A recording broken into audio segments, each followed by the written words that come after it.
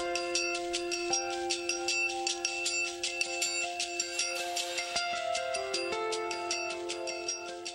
background in the arts goes back to when I was just a little girl. We lived very close to Philly, and Mother and Daddy took us regularly to shows, concerts. Got to hear the Philadelphia Orchestra, and I can remember growing up with that orchestra and seeing shows that would come from New York down to Philly. And my parents loved it, so they passed that love on to us. I had two really marvelous teachers in high school, too, who were able to show me that I could do something worthwhile, even at the level where I was, that we all have our niche in the arts community. And in performing whatever we're doing, there is a place for everybody, no matter what level of expertise you perform. I wear a couple of different hats. The biggest one that I wear is as a music teacher, orchestra director, if you will, now for Roanoke City Schools. And in that role, I teach at James Madison Middle School. I do a beginning orchestra, intermediate, and advanced, and that school has about 85 string players right now. Along with that, I teach a VH1 program at Fishburne Park Elementary.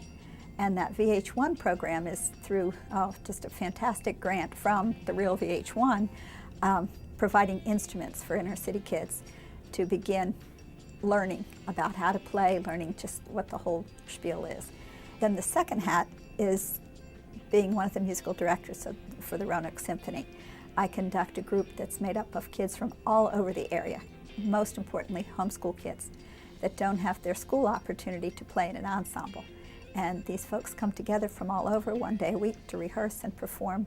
Sometimes they're as young as 8, and they're just learning what to do. They're learning the language of music, and we provide a forum for all that to come together. The best way to show the impact that my little niche performs for kids is to share a story of one young man that I taught at Addison back when it was a junior high school. And he had been given through class a couple of tickets for a symphony concert. Now I was real proud he wanted to go. Mother was going to take him. Well, on the way to the performance that night, my husband and I were driving to the Civic Center, past a young man walking down the street carrying a plastic bag.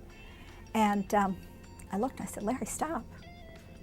He said, "What?" I said, "That's one of my students. That's when he was supposed to be coming to the concert tonight." Pouring rain. We pulled over, and "What are you doing?" He said, "Well, I'm trying to get to the Civic Center in time. I've got to change my clothes before the concert starts." And now he was a junior high kid who started playing in the 4th grade. And here at the junior high level, his mother wasn't able to take him to the concert, but he wanted it so badly. He was out walking Orange Avenue from down near 10th Street, getting himself to that concert because he wanted it. He was hungry for it. And he later turned around to be the recipient of quite a beautiful scholarship, majored in music, and turned full circle and came back to Roanoke quite a few years ago to do a guest conducting job for the city schools. And I think that just shows that it fulfilled something in him, fulfilled a great need, and he came out of a pretty rough background to go ahead and be a conductor that's working up and down the coast now. On a daily basis, I have one young fellow from Fishburne, 4th grader, and all the kids at Fishburne in the 4th and 5th grades have to play strings. And this fellow at the beginning of the year told me, "I don't want to play no violin." And I said, "Okay, well, let's just try it and see how it goes."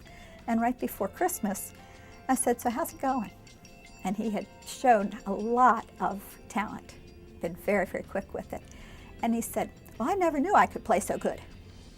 And then he said, "But you know, I never even knew what one was."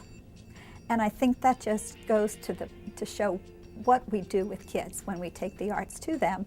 They don't know what's out there in the big world, and they don't always know what's inside them either until they have the opportunity to put it on paper, to sculpt it, to read it, to write it, or to play it. The support that the community has given to our school programs this year has, and for the past several years, has allowed us to turn the corner here shortly to come around to a full program again. And that's critical to me, to be in there and let the kids perform, let them play, show them the right way. And they do grow to love it. It's pretty amazing. But young players even tend to love playing the classical music even before they want to play any pop music. And I think that there's a lot to be said for the education programs in all of our school systems. I think we're really starting to hit the kids in the right spot for the arts.